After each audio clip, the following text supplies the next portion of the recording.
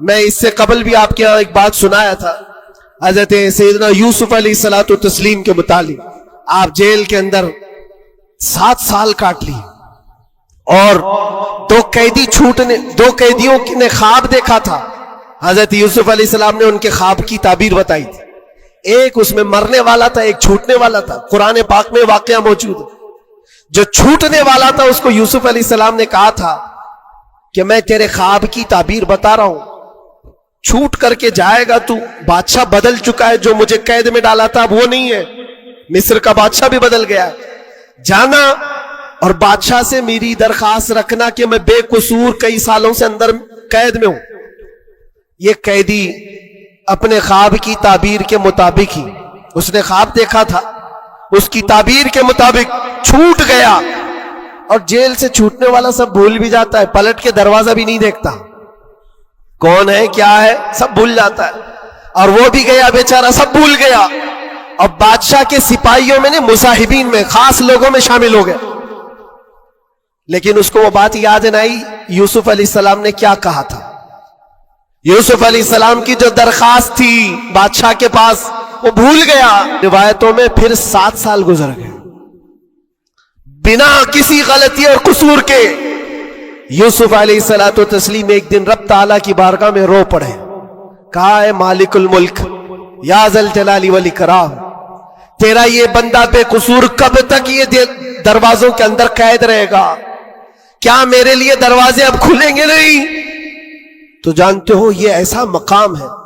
رب تبارک و تعالیٰ نے فرمایا اے یوسف، قید میں اندر گیا، اگر تجھے باہر جانا ہی تھا تو بادشاہ سے کیوں درخواست کیا؟ کیا میں نہیں تھا؟ یہ نبیوں کے لیے ہے میرے عزیزوں، اعلی ایمان ہے.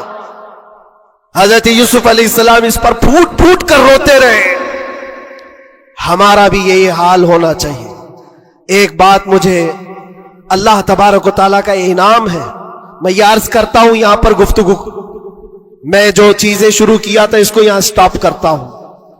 سارے لوگوں نے دعائیں کی، مجھے پتا ہے، اور سب سے زیادہ میں نے حضور تاج الشریعہ کو اور حضور امین ملت کو خواب میں بار بار دیکھا. اور حضرت نے ابھی مجھ سے کہا تھا کہ ہم سب پریشان تھے، بہت دعائیں کرتے تھے.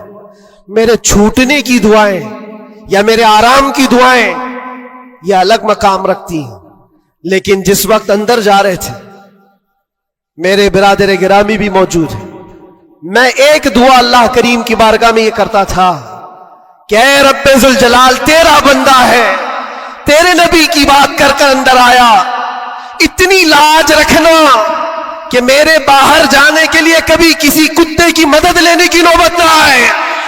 کیا بات ہے، واہ واہ واہ واہ. کسی ظالم کی مدد لینے کی نوبت نہ آئے. اور رب تبارک و تعالیٰ نے موجود ہے. میرے الفاظ کا میں ذمہ دار ہوں جو کچھ کہہ رہا ہوں.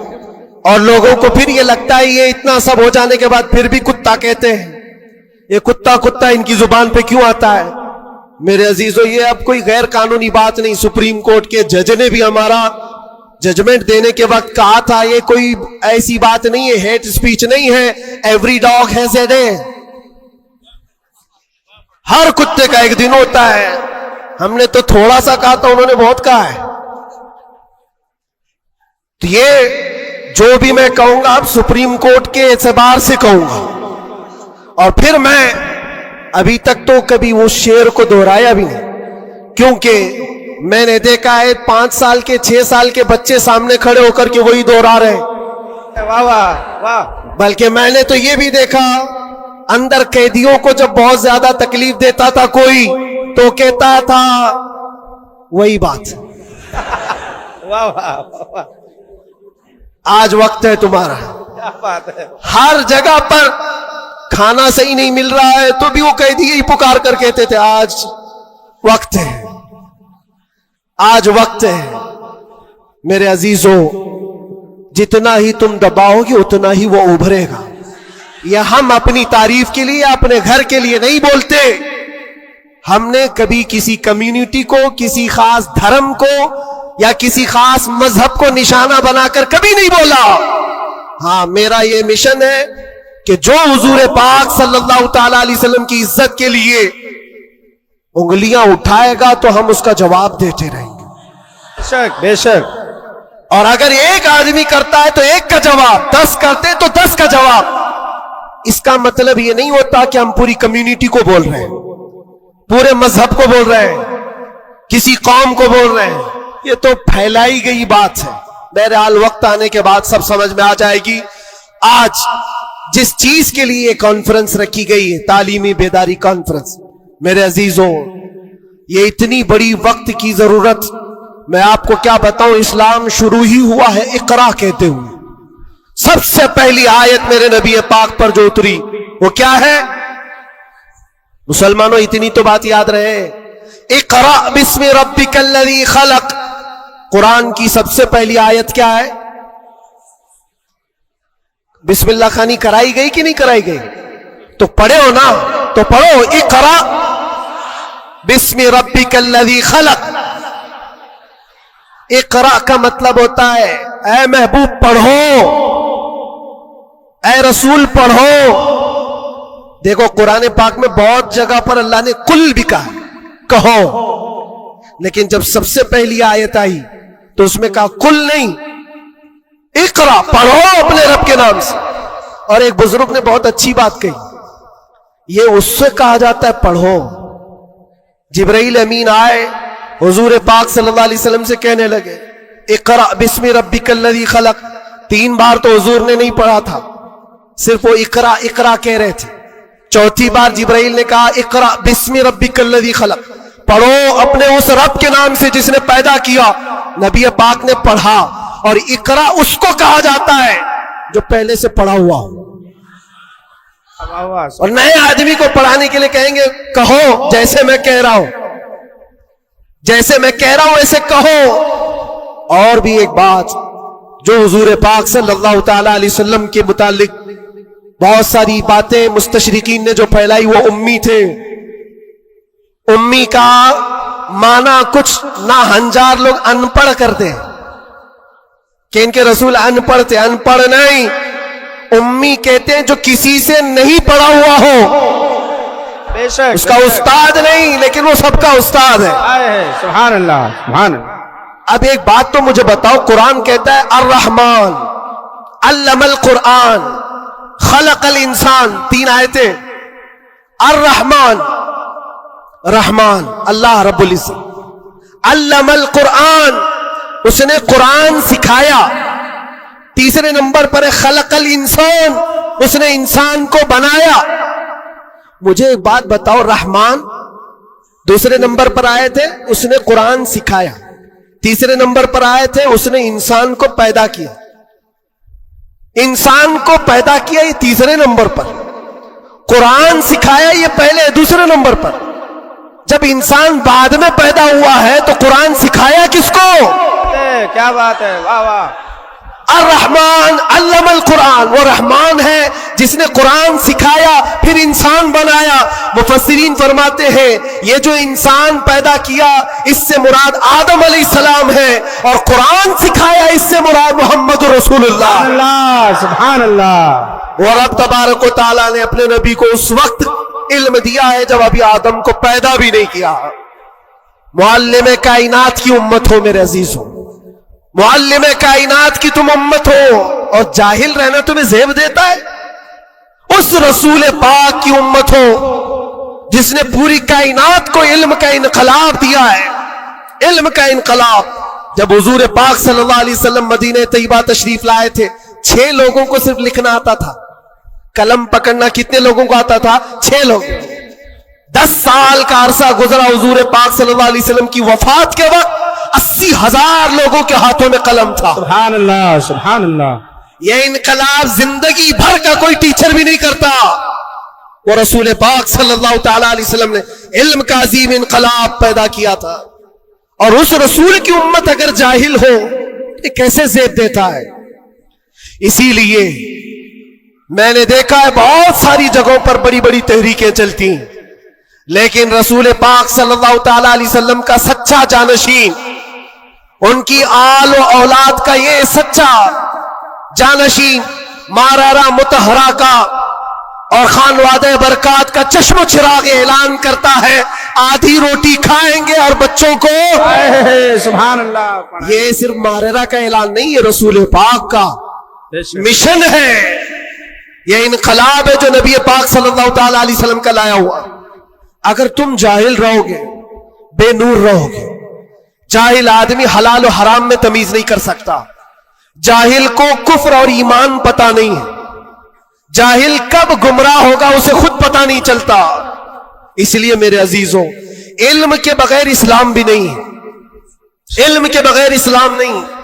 आपको पता है दौरे जिहालत कहा जाता है इस्लाम से पहले वाले दौर को, और दौरे इस्लाम, इस्लाम के बाद। इस्लाम और जिहालत तो अपोजिट चीजें हैं, ये कभी एक जगह आ नहीं सकती। आज उम्मत के अंदर हम देख रहे हैं, कुछ लोगों को मैंने देखा अंदर, जिनसे पूछा गया पहला कलमा क्या है, तो आई टाई कर रहे हैं, नहीं पता है। तुम्हारे नबी कौन, ये भी नहीं पता। हम तो इस खुशफहमी में चल रहे हैं, जुम्मा में भीड़ है, जलसों में भीड़ है, सबकी टोपी है, सबको आता होगा, खंगालो तो कलमा भी नहीं आ रहा है। यूं ही ये मुसीबतें नहीं आ रही है मेरे अजीज, यूं ही हमको डराया और धमकाया नहीं जा रहा है। तुम्हारे अंदर इल्म की दौलत हो तो तुम अपने रब तबारक व तआला की जात पर यकीन कामिल के साथ जियोगे। आज दुलमुल यकीन के साथ जो जीते वो जिहालत की वजह है, जिहालत है। और जो जिस तरह हाँकना चाहे आज हाँक रहा है तुम्हें। इल्म की तरफ आओ, इल्म की तरफ। हर बच्चे को आज पढ़ा लिखा हुआ होना जरूरी है, हर बच्चे को। और जब हम इल्म की बात करते हैं तो कुछ लोगों को ये लगता है मौलाना सिर्फ मदरसों में ले जाने की बात करते हैं, मदरसों में ले जाने की बात करते हैं। इल्म सिर्फ मदरसों की बात नहीं है। इल्म को जो फर्क किया गया है ना, ये दीनी इल्म है, ये दुनियावी इल्म है। अभी आपसे मैं पूछूं दीनी इल्म क्या है, दुनियावी इल्म क्या है, आप यही कहेंगे कुरान, हदीस, फिका, ये सारे दीनी इल्म है। साइंस, ज्योग्राफी, फिजिक्स, केमिस्ट्री, ये दुनियावी इल्म है। ये गलत सोच है, गलत कॉन्सेप्ट है। दीनी और दुनियावी इल्म इस तरह से फर्क नहीं किए जाते। अगर आप कुरान का इल्म, हदीस का इल्म, फिका का इल्म पैसा कमाने के लिए हासिल कर रहे हैं तो ये दुनियावी इल्म है, वो दीनी इल्म नहीं। मदरसों में भी वो दीनी इल्म नहीं। और साइंस पढ़ते हो, ज्योग्राफी पढ़ते हो, केमिस्ट्री पढ़ते हो अल्लाह को पहचानने के लिए, तो ये दीनी इल्म है, ये दीनी इल्म है। तुम्हारी सोच से ही दीनी और दुनियावी का फर्क होता है, ना कि डिपार्टमेंट और शोबे से फर्क होता है। इसलिए जो बच्चे कॉलेज में, यूनिवर्सिटीज में, वो अपना कंटिन्यू करें, बढ़े आगे। तुम जिस फील्ड में जाना चाहते हो, मेडिकल में, इंजीनियरिंग में, लॉ में, जिस चीज में भी जाना चाहते हो, नीयत सिर्फ ये हो जो कुरान ने फरमाया, इक़रा बिस्मि रब्बिकल्लज़ी खलक़, पढ़ो वही जो तुम्हारे रब के नाम से। सुभान अल्लाह। वो इल्म जो अल्लाह से दूर करता है, वो बड़ा सा बड़ा आलिम होकर के भी वो गुमराह है। और वो इल्म जो अल्लाह से करीब करता है, वही इल्म नूर है, वही इल्म नूर है। इमाम गज़ाली रहमतुल्लाह ताला अलैह फरमाते, सिर्फ ये मत समझो कि मैं इल्म की बात कर रहा हूं तो इल्म आने के बाद टोपी, जुब्बा, कुप्पा, बड़ा आलिम नजर आना चाहिए, नहीं। इल्म जब किसी के पास आता है तो सबसे पहले अखलाक लाता है। सच्चा इल्म अगर किसी के अंदर आए, अखलाक लाता है, फिर वो अल्लाह ताला की जात पर यकीन लाता है। क्योंकि कुरान कहता है इन्नमा यख्शल्लाह मिन इबादिहिल उलमा, इल्म वाले ही अल्लाह से ज्यादा डरते हैं। इमाम गज़ाली फरमाते हैं वो आलिम जो अपने इल्म को इसलिए इस्तेमाल करता है कि दुनिया में कुछ पैसे मिल जाएं, और सेठों के पास जाता है, मालदारों की जेब पर नजर रखता है, फरमाते वो उस मक्खी से ज्यादा गलीज है जो पखाने पे बैठती है। बल्कि वो कहते हैं वो औरत जो अपना जिस्म बेचती है उससे भी ज्यादा ये गलीज है, क्योंकि वो जिस्म बेचती है और ये ईमान बेचता है। इल्म जो सच्चा इल्म आता है वो अखलाक और तवक्कुल ले आता है। इसलिए आपसे मैं ये कहना चाहता हूं कि इल्म का मतलब सिर्फ दौड़ भाग ये नहीं है। کوئی بھی کالج مل جائے, کوئی بھی یونیورسٹی مل جائے, کوئی بھی مدرسہ مل جائے, تمہارا ٹارگٹ یہ ہونا چاہیے وہ علم مجھے ملے جو مجھے میرے رب کی پہچان دلائے, مجھے میرے رب کی پہچان دلائے. اور جب اللہ رب العزت کے نام سے کوئی شروع کرتا ہے میرے عزیزوں, بڑے بڑے انقلابات آتے ہیں, بڑے بڑے انقلابات آتے ہیں. یہ آج دنیا چھپا چھپا کر رکھ رہی ہے. ہمارے دامن میں علماء کی کمی نہیں رہی اسلام میں کبھی, یہ تو جاہل آج ہوئی ہماری قوم, ورنہ دنیا کو کیا نہیں دیا ہے علماء اسلام نے. آپ کو پتا ہے یہ سب جو اٹھائے ہوئے کیمرے ہیں یہ کس کی دین ہے؟ سب سے پہلے ابن الحیثم نے یہ کیمرے کی ایجاد کی تھی اور اس کی تھیوری بھی بنائی تھی اپنی آنکھوں کے لینس سے. دنیا کو اڑنے کا طریقہ دینے والا عباس بن فراس سب سے پہلے پلین بننے سے بھی پہلے اڑ کر کے ایک مینارے سے پیراشوٹ کا تصور دینے والا, ایکس رے کا تصور دینے والا عالم اسلام ہے. خوارزمی نے گھڑی کا تصور دیا ہے. الجبرا اسلامی علماء نے تمہارے سامنے رکھا ہے. آج جو یہ ہند سے لکھے جاتے ہیں 1 2 3 یہ عادات کہاں سے آئے؟ اسلامی علماء نے اس کو ایجاد کی. ایجادات کی ایک لمبی فہرست ہے. آج بھی کیلیفورنیا یونیورسٹی کے اندر, امریکہ کے اندر طب میں, میڈیکل میں اور بچوں کی سرجری پر جو لکھی گئی سب سے پہلی کتاب ابو علی سینا کی ہے. القانون آج بھی رکھی ہوئی ہے. پوری دنیا کو سرجری سکھانے والے, پوری دنیا کو میڈیکل لائن میں لانے والے اسلامی علماء ہیں. بچوں کے امراض پر سب سے پہلی لکھی جانے والی کتاب علماء اسلام کی ہے. کون سا میدان ہے جس میں میرے نبی کے غلاموں نے بازی نہیں ماری ہے؟ سب جگہ ہے. بس بات آ کر کے یہاں رکتی ہے جس کو اقبال نے کیا سچے الفاظ میں کہا ہے, ان کے جو ہم غلام تھے خلق کے پیشوا رہے. اللہ فرماتا ہے ان الذین قالوا ربنا اللہ ثم استقاموا, بے شک وہ لوگ جنہوں نے یہ کہا ہمارا رب اللہ ہے پھر اس پر جمے رہ گئے, تتنزل علیہم الملائکہ, ان پر پھر فرشتے اتارے جاتے ہیں, فرشتے اتارے جاتے ہیں.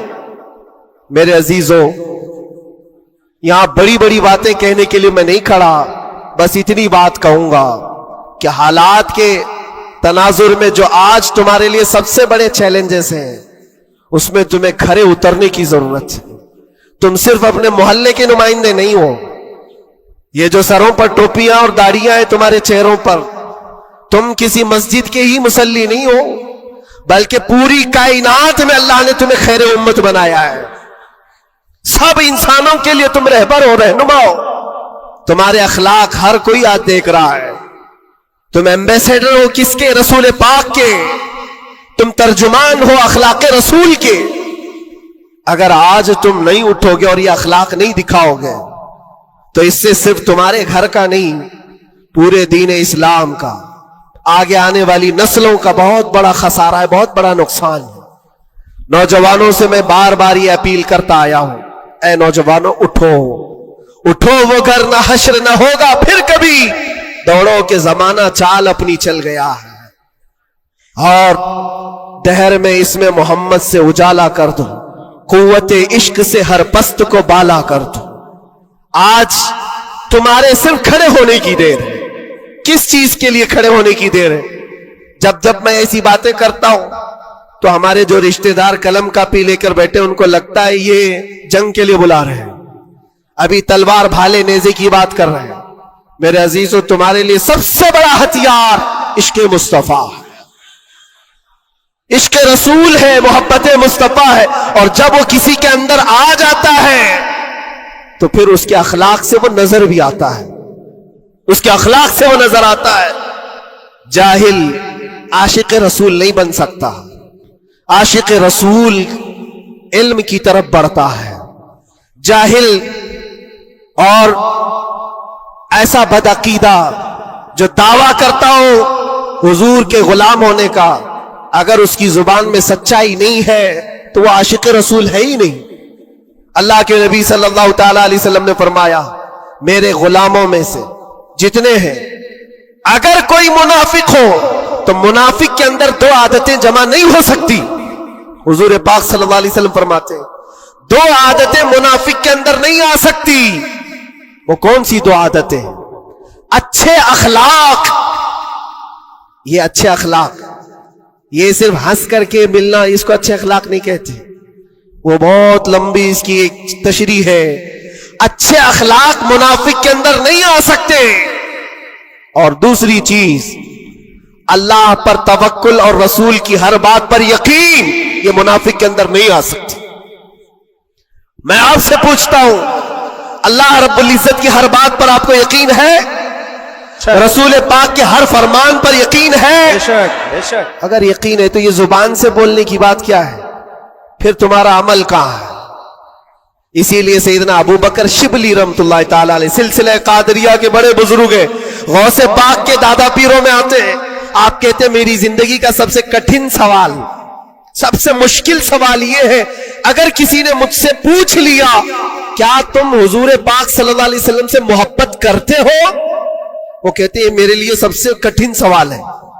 ابھی میں پوچھوں تو سب ہاتھ بھی اٹھائیں گے، سب اٹھا دیں گے. حضور پاک صلی اللہ علیہ وسلم سے محبت ہے، یعنی سب چلا کے بولیں گے ہے. لیکن حضرت ابو بکر شبلی کہتے ہیں یہ میرے لیے اس کا جواب سب سے مشکل ہے. کہا اس میں کیا مشکل ہے؟ آپ فرماتے ہیں اگر نہ کہہ دیا تو ایمان چلا جائے گا، اگر نہ کہہ دیا تو ایمان چلا جائے گا، اور اگر ہاں کہوں تو میرے اعمال اس کے مطابق نہیں، جھوٹا پڑ جاتا ہوں، دل ملامت کرے گا. زبان سے تو رسول پاک کی محبت کی بات کرتا ہے، کہاں ہے تیرے عمل؟ عزیزان گرامی وقار، یہ دو عادتیں میرے آقا فرماتے ہیں منافق کے اندر نہیں آ سکتی. اچھے اخلاق اور اللہ اس کے رسول پر یقین کامل. یقین سے ہی تو عاری ہوتا ہے منافق، یقین اس کا ختم ہو چکا ہوتا ہے. یہاں ابھی لکی ڈرا شروع ہو جائے، چیٹ پہ چیٹ ہوتے رہتے، ہر سال ہوتے رہتے، پھر بھی اس میں گھستے بھی رہتے. لاکھ کا 2 لاکھ بنانا ہے، ابھی دیکھو کتنے آ جائیں گے. اور کیسے کیسے چیٹر لوگوں پر یقین کرتے ہیں. اور 2-4 لوگوں نے بول دیا کہ نہیں میرا بھی ڈبل ہوا ہے، سب آ گئے، لائن لگ جاتی ہے، کئی 100 کروڑ کھا کر کے چلے جاتے. ان پر تمہیں یقین ہے؟ اور مصطفیٰ کریم صلی اللہ تعالی علیہ وسلم نے فرمایا تم صبح اپنی نیند کو چھوڑ کر، بستر کر چھوڑ کر، اپنے گھر سے وضو کر کے مسجد کی طرف نکل کر آئے، 2 رکعت نماز ادا کر لیا. حضور پاک صلی اللہ علیہ وسلم فرماتے پوری دنیا کی دولت سے زیادہ قیمتی ہے. سبحان اللہ سبحان اللہ. یقین ہے اس پر تو انویسٹ کرو. اگر حضور پاک صلی اللہ علیہ وسلم کی ہر بات پر یقین ہے تو انویسٹ کرو اس میں. آج یہی تو بات ہے، یہ سب سے بڑا چیلنج ہے. منافقت آنے لگ گئی ہے، بزدلی کہاں سے آتی ہے؟ اللہ اس کے رسول کی ہر بات پر یقین کامل ہو جائے بندے کو تو پھر وہ منافق نہیں رہتا، وہ ایمان والا ہوتا ہے. اور پھر مصیبتیں تو آئیں گی لیکن مصیبتیں اس کا کچھ نہیں بگاڑ سکتی. حضرت ابو ہریرہ رضی اللہ تعالیٰ عنہ کی حدیث ہے، فرماتے ہیں اگر مجھ پر 10 پہاڑ بھی نازل ہو جائیں، اتر جائیں، تب بھی میں خوف زدہ نہیں ہوتا، ڈر نہیں ہے مجھے. کہا کیوں؟ کہا قرآن کی ایک آیت میرے لیے کافی ہے. پوچھا کون سی آیت؟ فرماتے اللہ فرماتا ہے قُلْ لَن يُصِيبَنَا إِلَّا مَا كَتَبَ اللَّهُ لَنَا هُوَ مَوْلَانَا وَعَلَى اللَّهِ فَلْيَتَوَكَّلِ الْمُؤْمِنُونَ.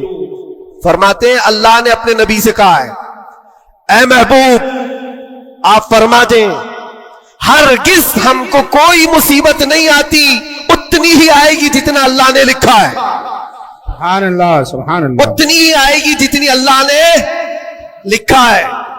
اور پھر آگے رب تعالیٰ فرماتا ہوا مولانا، وہی ہمارا مددگار ہے، وہی ہمارا مددگار ہے.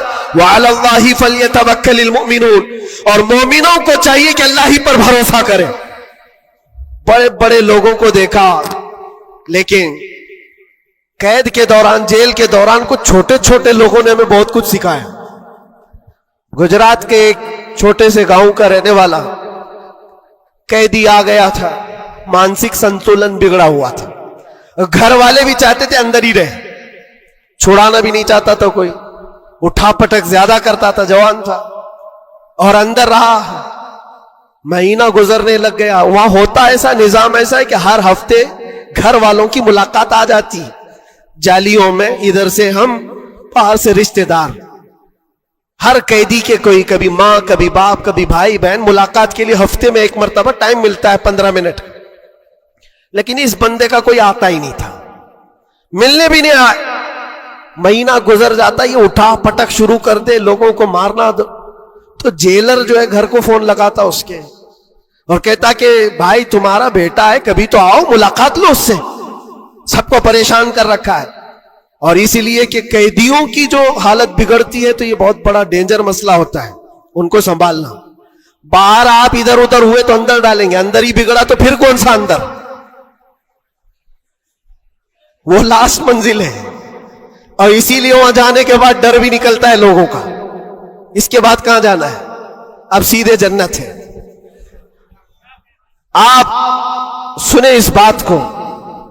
اس کا باپ آیا اور کہا کہ بیٹا تھوڑے دن ہو گئے. اس نے پوچھا کب چھڑاؤ گے مجھے, بیل کب ہوگی؟ چھوٹے سے کیس تھے.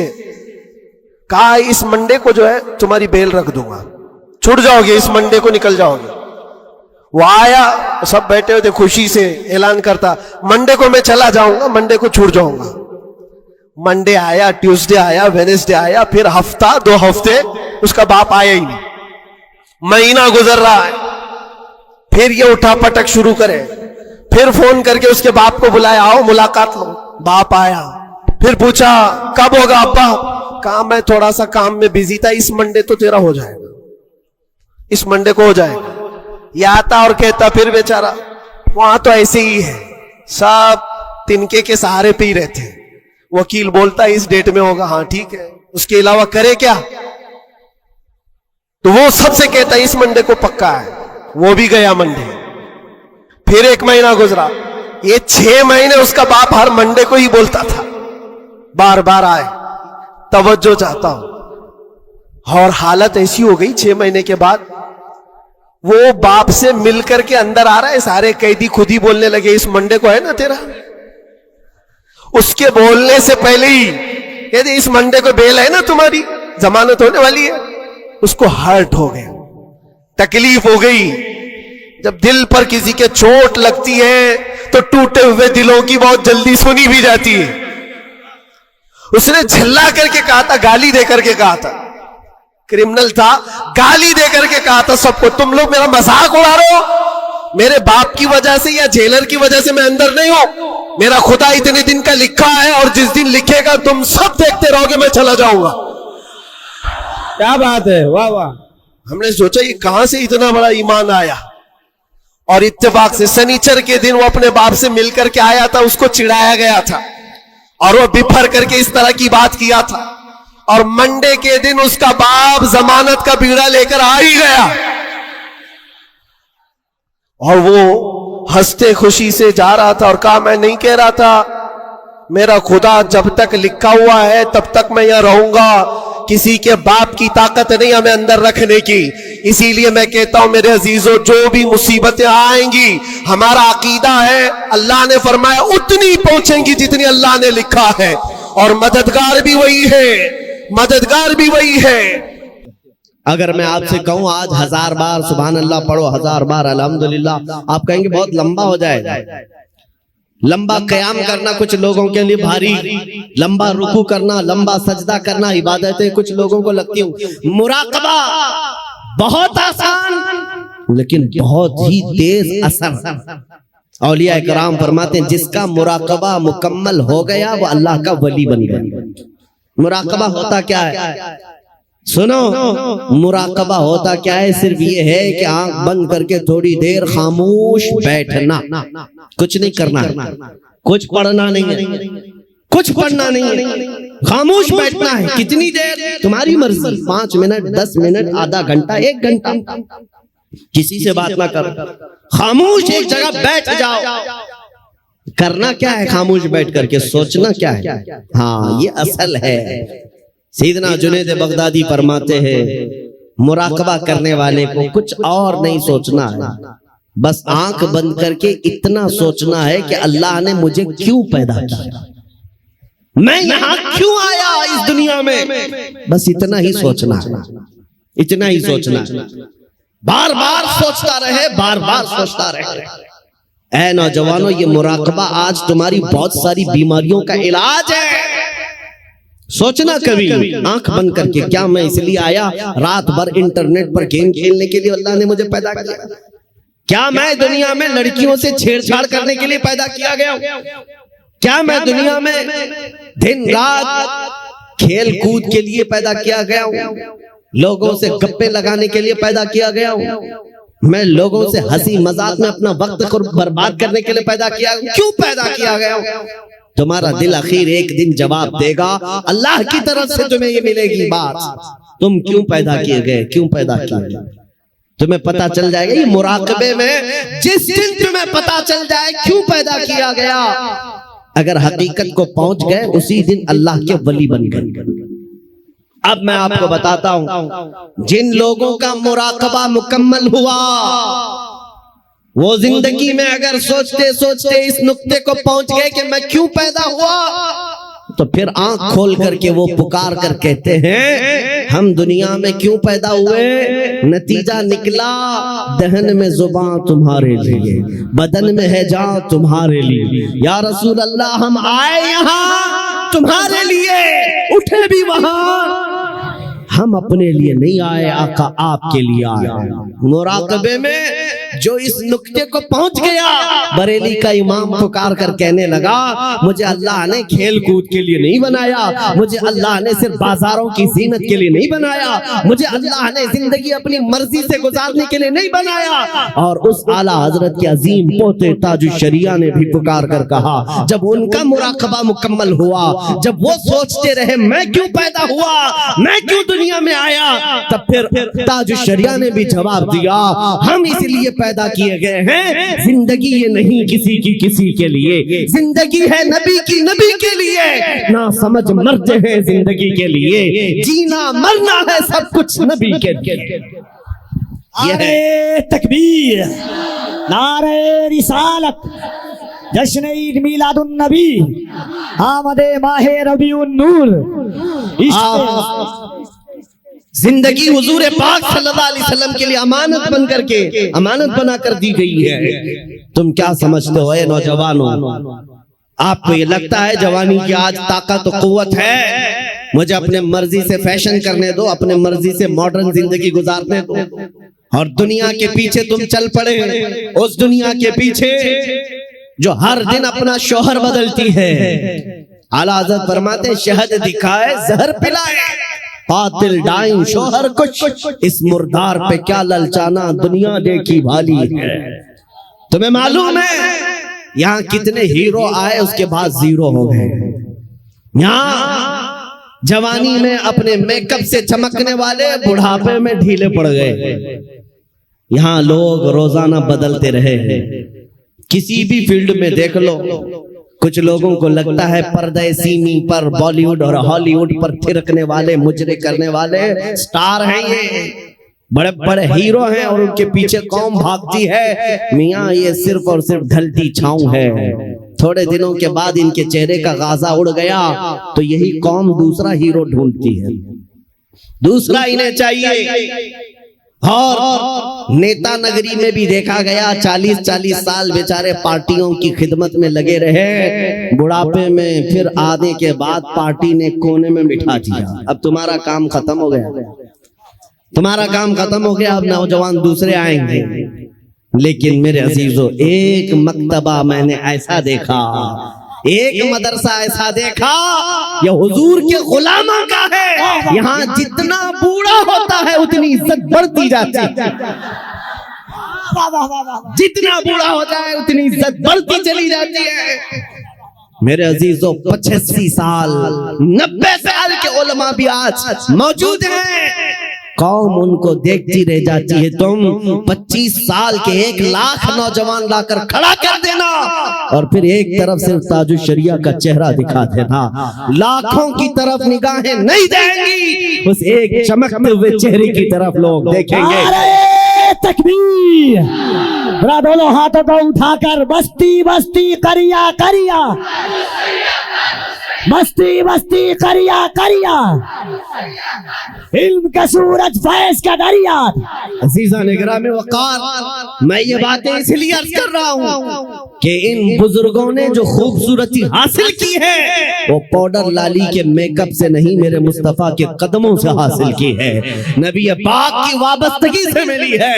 لوگوں کو آج یہ لگتا ہوگا، میں آپ کو بتاؤں تحدیث نعمت کے لیے کہہ رہا ہوں، میں اپنی بڑائی اپنی فضیلت کی بات نہیں کر رہا ہوں. کسی کو اگر یہ لگتا ہو کہ سوشل میڈیا کی وجہ سے ان کو بہت زیادہ لوگ چاہنے لگ گئے، سوشل میڈیا یوٹیوب انسٹاگرام سب انہوں نے پھیلا رکھا ہے اس لیے بھیڑ جمع ہو گئی، ہزاروں لوگ سوشل میڈیا پر حرکتیں کر رہے ہیں، بہت وہاں میدان میں موجود ہیں، مگر میرے عزیزوں یہ میرے فن کا کمال نہیں ہے. آج جہاں جائیں پروانوں کا ہجوم جو میرے سامنے نظر آتا ہے، بات صرف اتنی ہے جب تک کہ مدینے سے اشارے نہیں ہوتے روشن میری قسمت کے ستارے نہیں ہوتے، یہ نازی انداز ہمارے نہیں ہوتے، جھولی میں اگر ٹکڑے تمہارے نہیں ہوتے، جب تک بکے نہ تھے تو کوئی پوچھتا نہ تھا، یا رسول اللہ تم نے خرید کر ہمیں انمول کر دیا. نعرہ تکبیر، نعرہ رسالت، ناچدار ختم نبوت، ناموس مصطفیٰ، عظمت مصطفیٰ، شوکت مصطفیٰ. میرا یقین ہے سارا سوشل میڈیا فنا ہو جائے، میں کسی پہاڑ کے اندر بیٹھ کر میرے نبی کی بات کروں، میرا خدا قادر ہے وہ لاکھوں کے دلوں میں ہماری بات کو پہنچائے گا. یہ کمال میں اس کا نہیں سمجھتا سوشل میڈیا کے ذریعے سے، انٹرنیٹ کا دور ہو نہیں میرے عزیزو، حضور کی عظمت بیان کرو چاہے تم تنہا ہو، مولا پوری کائنات میں تمہارے چرچے پھیلا دیتا ہے. یہ رب ذوالجلال کی شان ہے. ابراہیم علیہ السلام جب مکہ مکرمہ سے آواز دے رہے تھے تو پوری کائنات میں آپ کی آواز کو اللہ نے پہنچایا. رب قادر ہے جس کی آواز کو چاہے وہ پہنچائے، لیکن تمہاری لیے ذمہ داری آج یہ ہے تم ان کی جے وجے کرنا چھوڑ دو، ادھر ادھر کے پٹے ڈالنا چھوڑ دو. تمہیں دنیا چاہے جتنے بھی لباس بدل لو، دنیا تو حضور کے نام سے ہی پہچانتی، یہ بات طے ہے. تم جہاں جاؤ گے حضور کے نام سے تمہیں پہچانتی ہے. جس دن تم نے نام کہا تم کو یہ نہیں کہیں گے بہار کا ہے، پٹنہ کا ہے، فلاں کا ہے. دنیا تمہیں اگرچہ گاؤں کے نام سے جان جائے گی لیکن تمہاری نسبت وہ سیدھے مدینے کے تاجدار سے جوڑ کر دیکھتی، یہ پکی بات ہے. اور آپ کو کیا اس بات پر کوئی آپتی ہے کہ دنیا حضور کی غلامی سے آپ کو پہچانے تو آپ کو عیب لگتا ہے؟ فخر ہوگا کہ نہیں ہوگا؟ اگر حضور کی غلامی سے دنیا تمہیں پہچاننے پر فخر ہوگا تو میری بات صرف اتنی سن لو، پورے کے پورے ہی غلام کیوں نہ ہو جائیں. جب غلام ہونا ہی ہے تو پورے کیوں نہ ہو جائیں. اعلیٰ حضرت نے کیا خوب کہا، آج لے ان کی پناہ، آج مدد مانگ ان سے، کل نہ مانیں گے قیامت میں اگر مان گیا. انہیں جانا انہیں مانا، نہ رکھا غیر سے کام، للہ الحمد میں دنیا سے مسلمان گیا. آج میں آپ کو بات بتاتا ہوں، امام غزالی رحمت اللہ تعالیٰ علیہ سے پوچھا گیا جب امت پر کوئی سخت وقت آ جائے، توجہ چاہتا ہوں، علاج، امت پر ایسی کٹھنائیں آ جائیں کہ فتنوں کا عروج ہو جائے، فتنے بہت بڑھ جائیں، امت مصطفیٰ کی شوکت پر سوال آ جائے، ایسے وقت میں علاج کیا ہے امت مصطفیٰ کے لیے؟ کیا آپ حل بتاتے ہیں؟ آج ہم سے بھی لوگ پوچھتے ہیں، انٹرویو میں پوچھتے ہیں مسلمانوں کے لیے حل کیا ہے؟ امام غزالی نے فرمایا ایک ہی حل ہے، ان کے سینوں کو حضور کی محبت سے بھر دیا جائے، حضور کی محبت سے بھر دیا جائے. میرے عزیزو، لوگ مجھے عرسوں میں بھی بلاتے ہیں، پتہ نہیں کتنے کتنے جلسوں میں بلاتے ہیں، میں تو بات صرف حضور کی کرتا ہوں.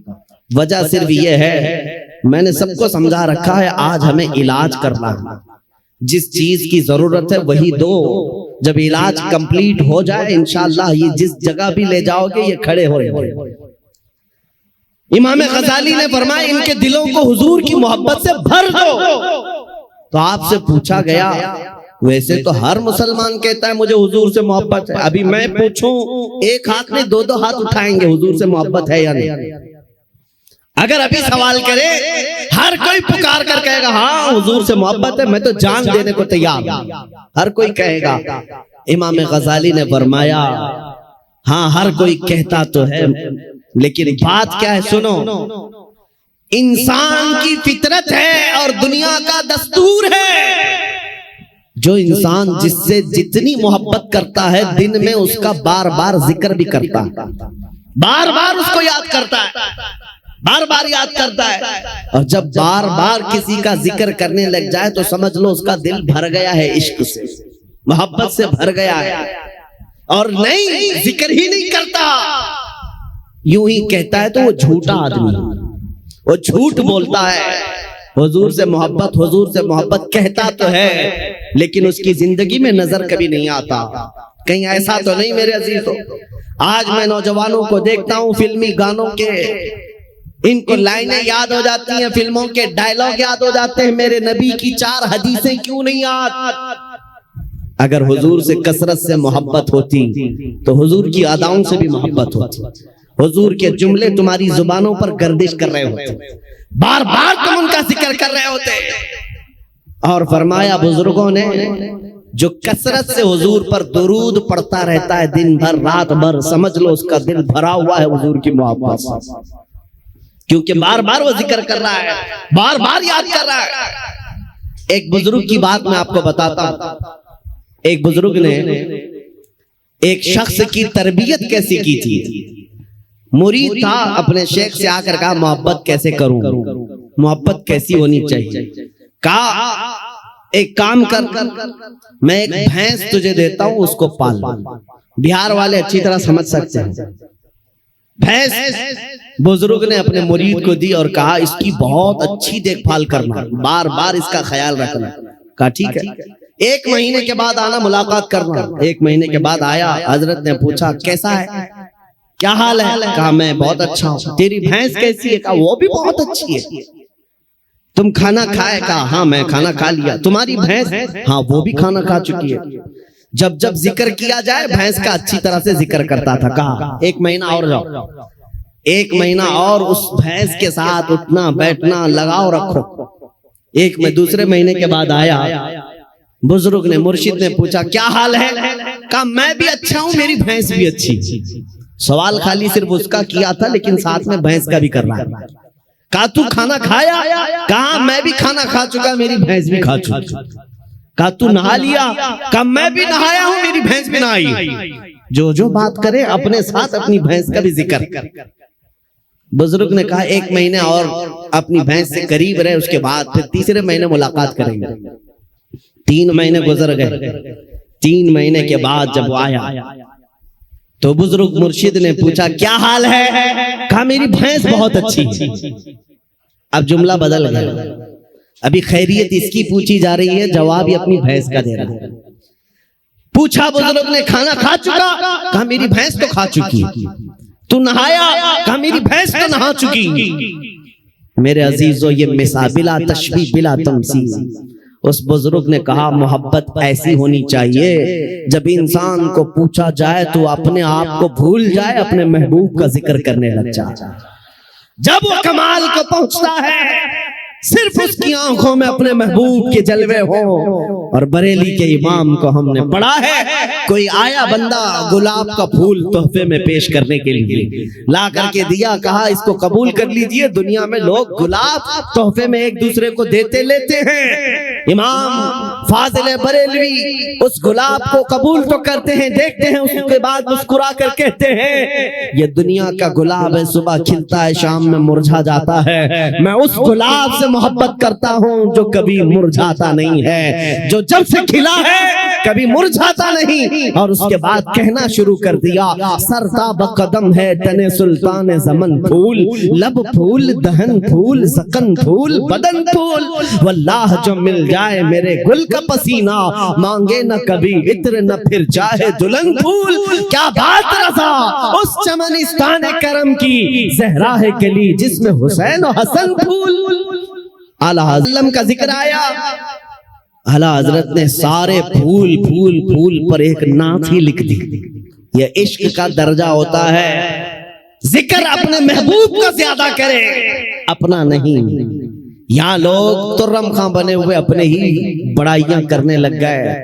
اعلیٰ حضرت نے اپنی تو چھوڑو کسی دنیا دار کی تعریف کرنے پر بھی رضامند نہیں ہوئے. جب کسی نے کہا بھی کسی کا قصیدہ لکھ دو تو آپ نے یہی جواب میں کہا کرو مدح اہل دول رضا، پڑے اس بلا میں میری بلا. میں گدا ہوں اپنے کریم کا، میرا دین پارے نہ نہیں، میرا دین روٹی کا ٹکڑا نہیں ہے، میں تو گدا ہوں اپنے کریم کا. آج اس محبت کی ضرورت ہے، آج اس کمال کے عشق کی ضرورت ہے. میں آپ سے پوچھتا ہوں میرے عزیزوں، آپ حضور پاک صلی اللہ تعالیٰ علیہ وسلم سے بے حد محبت کرتے ہیں، مجھے پتا ہے دل سے محبت کرتے ہیں، لیکن زندگیوں میں اس کا امپلیمنٹ، اس کا نفاذ کیوں نہیں کر پاتے؟ جس دن ہم قول اور فعل میں ایک ہو جائیں، جو کہہ رہے ہیں وہی کرنے بھی لگ جائیں، تو سمجھ لو پھر آپ نے عشق کا کمال پا لیا. پھر دنیا تمہاری ان ہستیوں سے خوف کھانے لگ جائے گی جیسے قیصر و کسریٰ بادیہ نشین عرب سے خوف کھاتی تھی. جب مدینے کے صحرا سے نکل کر کے بغیر چپل کے پیوند لگے کپڑے پہن کر صحابہ نکلے تھے، ایران بھی کانپنے لگ گیا تھا، روم بھی کانپنے لگ گیا تھا. اس وقت کی سپر پاور طاقتوں کو اگر کسی نے دھول چٹایا ہے، میرے نبی کے غلاموں نے دھول چٹایا ہے. حضور کے عاشقوں نے انہیں گھٹنے پر لا کر مجبور کر رکھا تھا. آپ کو پتا ہے ان کے نزدیک عزت کیا تھی؟ آپ کو بتاتا ہوں. سیدنا عمر ابن خطاب رضی اللہ تعالیٰ عنہ کا دور خلافت ہے. مدینے سے ایک فوج نکلی، کسریٰ کو ختم کر کے آتی ہے. ایران کی حکومت جو کسریٰ کہلاتی تھی اس زمانے میں ختم کر دی گئی، اسلام کا پرچم لہرایا. وہ دور ایسا تھا، سپر پاور تھا اس وقت ایران، سپر پاور طاقت تھی. ہزاروں نہیں لاکھوں کی فوج ان کے پاس تھی. جب ٹکڑے ٹکڑے ہو گئے، صحابہ کی حکومت آئی، مال غنیمت ہاتھ آیا تو بہت سارا مال وہاں سے مدینے لایا گیا، اس میں قیمتی سامان بھی تھے. اس وقت مدینے طیبہ ایران کے بادشاہ کے دربار میں بچھایا جانے والا سب سے مہنگا قالین بھی مدینہ آیا، لایا گیا. صحابہ نے عمر ابن خطاب امیر المؤمنین رضی اللہ تعالیٰ عنہ کے پاس وہ قالین پیش کیا. کہا یہ قالین وہ ہے، بادشاہ جب کسی سے بہت خوش ہوتا تو تھوڑی دیر اس قالین پر اس کو بٹھا دیتا اور وہ زندگی بھر بیٹھنے والا فخر کرتا، میں بادشاہ کے مہنگے قالین پر بیٹھ کر آیا ہوں، میں بادشاہ کے مہنگے قالین پر بیٹھ کر آیا ہوں. اس قالین کی عظمت ہے، لوگ اس کی بڑی تعریف کرتے ہیں، بڑی بلند قالین ہے. ہم مدینے لے آئے ہیں. عمر ابن خطاب کے پاس دیا گیا، کہا گیا کہ آپ اس کو صحیح جگہ استعمال کریں. میرے عزیزوں، سیدنا امیر المومنین عمر ابن خطاب نے اس قالین کو قبول تو کیا، لے جا کر کے حضور کے منبر پر یا محراب پر یا مسجد کی صفوں میں نہیں لگایا، بلکہ کہا مسجد نبوی میں داخل ہونے سے پہلے جو دروازہ ہے اس دروازے کے باہر اس قالین کو پھینک دو. جو مسجد کے اندر آئے وہ اپنے پیروں کو پہنچ کر کے آئے، پیروں کو پہنچ کر اندر آئے، اس لیے کہ کسریٰ بادشاہ جس پر بیٹھ کر فخر کرتا تھا، دنیا کو یہ پتہ چل جائے وہ محمد عربی کے غلاموں کے دھول کے برابر ہوتے. تخت و تاج میں نہیں ڈھونڈی، میرے نبی پاک کی نسبت میں عزت ڈھونڈی. آپ کو پتا ہے ایک صحابی حضرت نعمان ایک بادشاہ کے ہاں گئے تھے. توجہ، بادشاہ کے ہاں مہمان بلائے گئے تھے، قاصد بن کر گئے. بادشاہ نے ان کے آنے پر قالین بچھایا ریشم کا اور کرسی بچھائی سونے کی کلئی کی ہوئی کہ محمد عربی کا قاصد آ رہا ہے، ایمبیسیڈر آ رہا ہے، ترجمان ہے. لیکن جیسی حضرت نعمان پہنچے وہ قالین کو آپ نے تلوار سے پھاڑ دیا اور نکال دیا، زمین پر چلے. پھر جب کرسی کے پاس آئے دیکھا سونے کی کرسی ہے، پاؤں سے دھکا مار کر گرایا اور کہا مجھے سادی کرسی لاؤ، دوسری. بادشاہ نے کہا یہ اتنا غرور ہے، محمد عربی صلی اللہ علیہ وسلم کے غلاموں میں اتنا ایٹیٹیوڈ. اس صحابی نے کہا یہ غرور اور تکبر نہیں ہے، میں میرے نبی کا غلام، میرے مصطفیٰ کا غلام. میرے نبی کی شریعت میں مردوں کے لیے ریشم بھی حرام ہے، سونا بھی حرام. मर्दों के लिए रेशम का इस्तेमाल हराम है और सोने का इस्तेमाल, गोल्ड का इस्तेमाल हराम है। बादशाह से उन्होंने कहा तू सारी दुनिया की कुर्सियों को सोने की बनाकर लाकर रख दे, तब भी नबी का एक गुलाम सबको ठोकर मारेगा, अपने नबी की शरीयत को गले लगाएगा। उसी गुलाम की आवाज थी, उसी नबी के गुलामों की आवाज थी जो आज मैं मैसेज में कहना चाहता हूं। नौजवानों, फख्र करना हो तो अपने नबी की निस्बत पर फख्र करो। दुनिया अगर आज तुम्हें मुसलमान कहती है तो दाढ़ी मुंडाकर, टोपी छुपाकर, लोगों में छुपने की कोशिश करके सेकुलर बनने की कोशिश मत करना। दुनिया पहचानती है तो और पहचान बढ़ाओ। किसी ने मुझसे पूछा था क्या इस जमाने में दाढ़ी रखना अब भी वाजिब है? मैंने कहा अब के जमाने में तो और भी बड़ा वाजिब है, इसलिए कि जिनको तलवार और चाकू नहीं चुभती उनको हमारी दाढ़ी चुभती है। मैंने यही कहा, ऐ नौजवान, लोगों को चोटी रखने में शर्म नहीं आती, मुझे नबी की दाढ़ी रखने में क्यों शर्म आएगी? अगर लोग नंगा घूमकर फख्र कर सकते हैं, मैं मेरे नबी के अखलाक पर फख्र क्यों नहीं कर सकता? दुनिया को अगर हक है फैशन करने का, मुझे मेरे नबी की अदाओं पर फख्र करने का क्यों नहीं हक है? बस नौजवानों, खता हमसे हुई है, हम इन नंगों के पीछे भागने लग गए, अल्लाह ने हमारी इज्जत व वकार को खत्म कर दिया। नौजवानों, दुनिया अगर तुमसे पूछती है तुम्हारे पुरखों का नाम बताओ, तुम्हारे बड़ों का नाम बताओ, हमारे बड़े तो बादशाह थे, हमारे बड़े तो फलां थे फलां थे, तुम अपने पुरखों में अपने बाप दादाओं का नहीं, बल्कि यूं कहो मेरे पुरखों में जो नाम आता है वो खालिद बिन वलीद का है, मेरे पुरखों में जो नाम आता है वो सलाहुद्दीन अय्यूबी का है, वो शहाबुद्दीन गौरी का है, इसलिए कि ये वो नाम है जो अज़मत मुस्तफा के परचम लहराते थे, नबी की गुलामी में इज्जत ढूंढते थे। एक वक्त था जब यहूदी और ईसाई माएं रात को अपने बच्चों को थपक कर सुलाती थी, ये कहते हुए बच्चे सो जा वरना सलाहुद्दीन आ जाएगा।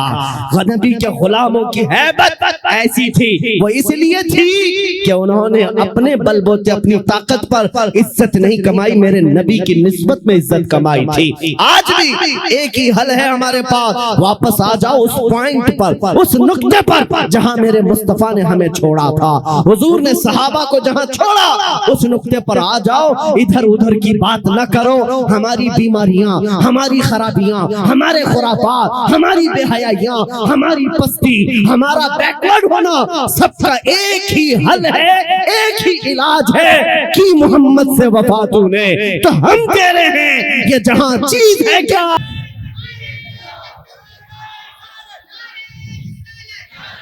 अब ये यकीन भी होने लग गया। अल्लाह की जात से मैं कभी ना उम्मीद नहीं, और किसी मुसलमान को होना भी नहीं, ना उम्मीद ही नहीं, अब यकीन होने लग गया है। हिंदुस्तान का सुन्नी मुसलमान जाग रहा है, बेदार हो रहा है, और इसी को कहा है इकबाल ने निकल करके सहरा से, जिसने उलट दिया था तख्ते रोमा को, सुना है कुदसियों से मैंने कि वो शेर फिर होशियार होगा। दुनिया आज खौफजदा इसी बात से है कि तुम उठ रहे हो, तुम बेदार हो जाना पूरे तौर पर, डरो मत, तुम्हारा नाम किसी मुजरिम कौम से जुड़ा हुआ नहीं। भौंकने दो कुत्तों को, जितनी मर्तबा कहें आतंकवादी, जितनी मर्तबा कहें दहशतगर्द, जितनी मर्तबा टेररिस्ट, जो बोलना है बोलो, हम तुम्हारे बाप की जमीन पर नहीं जीते और ना ही तुम्हारी सर्टिफिकेट की जरूरत है। हम अल्लाह के बंदे हैं, रसूल के उम्मती हैं। नारे तकबीर, नारे रिसालत, नारे रिसालत।